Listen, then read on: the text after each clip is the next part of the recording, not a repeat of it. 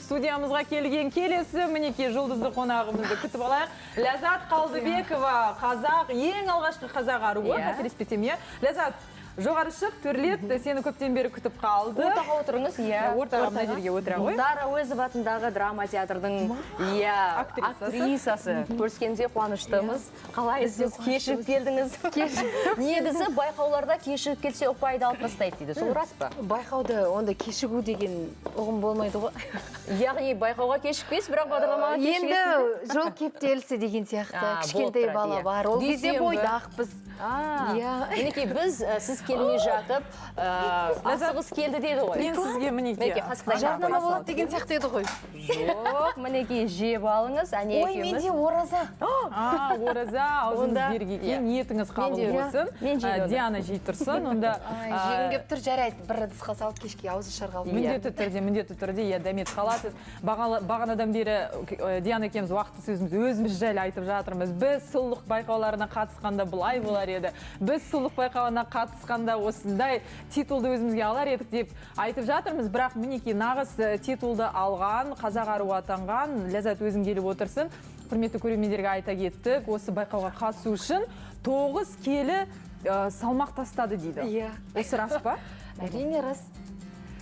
Байқауға дейін салмағың қанша болды, содан кейін қанша болды? Қанша уақыттың арасында тастап үлгердің осындай салмақты? Кішке ыңғайсыздан тұрмын, жаңағы таңертеңгі не ғой. Бәрі жақсы. Уайымдама. Сен сұлулық байқауында емессің, сен Қазір бір 2 минуттай әңгімелесейік, одан кейін жарнамаға өтеміз. Сол себепті қобалжыма. Әнияның сұрағына жауап берші. Қалай тастадың 9 келіні? Мен ол кезде жасым 22-де болды. Енді ол кезде тұрмысқа шықпағанбыз, қанша дегенмен қыз баласы.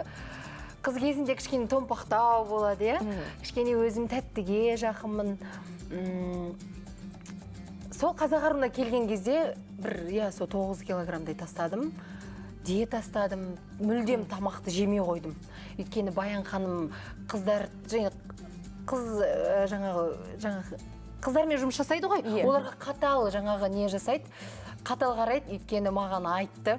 Менің көңіліме тиді, енді дұрыс көңілге тимесе, ол жасамайсың, дұрыс па? Сен толықсың, саған арықтау керек.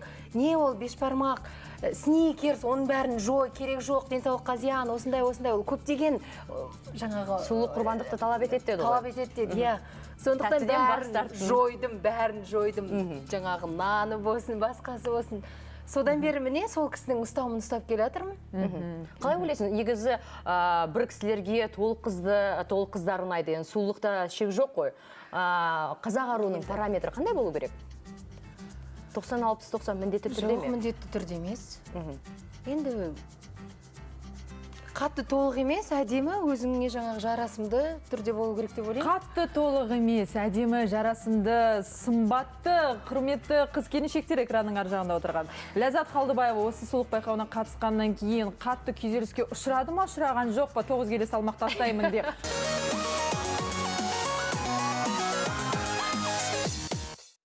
Арнамызға енді ғана қосылған көрермендерге қайырлы күн дейміз. Лайв студия бағдарламасы өз жұмысын әрі қарай жалғастырады. Студияда ең әдемі, ең сұлу, бойлары ұзын қыздар жиналып қалды. Әния, Диана, Ләззат. Мінекей Ләззат 2011 жылы қазақ ару байқауының бас жүлдесін қанжығаңызға байлап кеттіңіз. Өміріңіз до после деп жатады ғой. Байқаудан кейін қалай өзгерді? Қалай айтсам болады екен? Енді бір керемет 180 градусқа өзгерді деп айта алмаймын.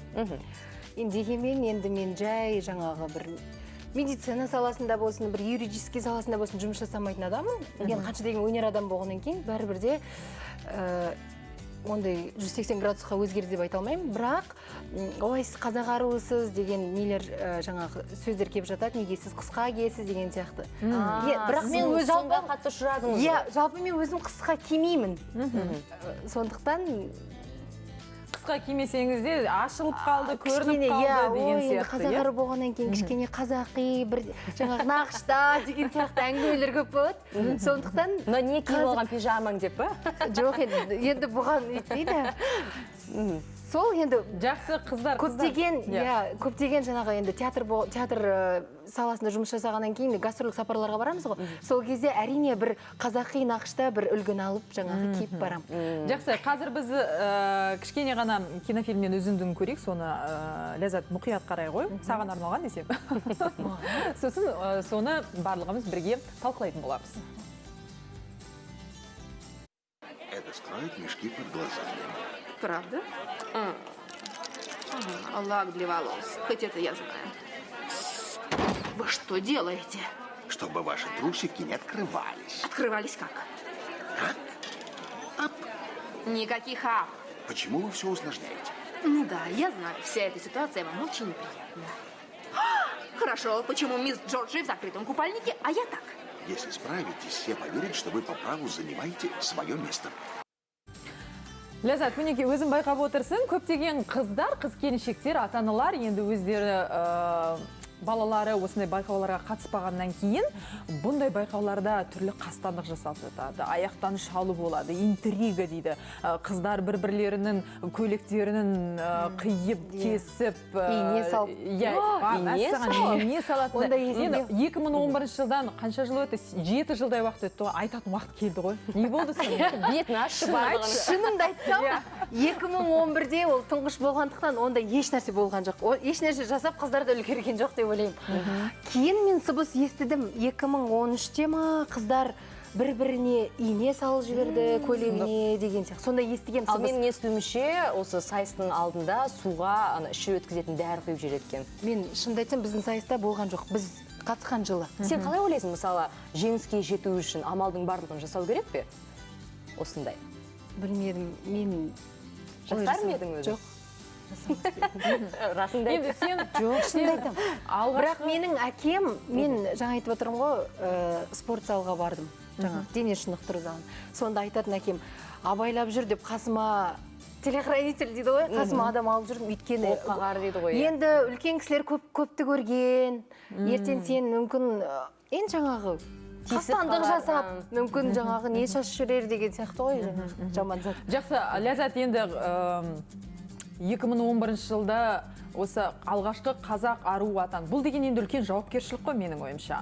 Саған міндеттелген, жүктелген, ұтып алғаннан кейін, сенен кейінгі осы титулда алып жатқан қыздарға көңілін толып жатыр ма? Жалпы қандай пікірдесің? Қалай айтсам болады? Әлде мүлдем қарап жүрген жоқсың ба? Кім, не, Мен қандай? 2003-тен кейін қараған жоқпын. Шын айту керек қой, ораза айы. Сондықтан Бақылап жүрген жоқсың ба? бақылап та жүрген жоқпын, өйткені уақытым да жоқ оны бақылайтын. Сен қалай ойлайсың, негізі осы көптеген байқаулар өткізіліп жатыр, қазақ аруы дейді, мисс Қазақстан дейді. Кішкентай қыздарын, мысалы, тай-тай басқаннан бастап сахнаға жіберу керек пе? Осындай байқауларға апару керек пе? Өзің не істейсің, мысалы, қызың туыла қалса? Мен шынымды айтсам, өзім қызым туыла қалса, өнер жолына табанын баспас едім. Өйткені қиын жол ғой. Қиын жол, егер де енді 11-ші сыныпқа дейін күтем. 18-ге дейін, Иә, 18-ге дейін. жасқа толған кезде. Енді 11-ші сыныпты бітіргеннен кейін өзі айтады ғой, жоқ, осылай деген сияқты. Сол кезде мен оның бағын байламайын. Жоқ. Бәрекелді. Мінекей қымбат көрермен, біздің бағдарламамызға 2011 жылы қазақ аруы байқауының жеңімпазы атанған Ләззат Қалдыбекова көріскенімізге, сұхбаттасқанымызға қуаныштымыз. Расымен де опадалап жақпаса да Ләззат әдемі, сұлу. Жалпы мен ойлаймын, Диана, осындай сұлулық байқауларына қатысып, кереметтей жеңімпаз болған қыздарға жалпы әңгіме айтпай, тек қана өстіп отырғызып қойып, әдемі қарап отырсам да, сол да жеткілікті деп ойлаймын. Бірақ негізінен Ләззаттың шығармашылығында да өте көптеген жаңалықтар болып жатыр. Өкінішке орай енді Әкем театрда көптеген қойылымдар болып жатыр, соған қатысып жатырсың, гастрольдік сапарларда жүрсің. Ләззат, сырттай бақылап жүрміз, сен үшін өте қуаныштымыз. Уақыт бөліп студиямызға келгеніңе үлкен рахмет айтамыз. Енді ауыз тие алмасаң да саған сыбаға ретінде салып жібереміз. Алып кетемін. Шын ниетпен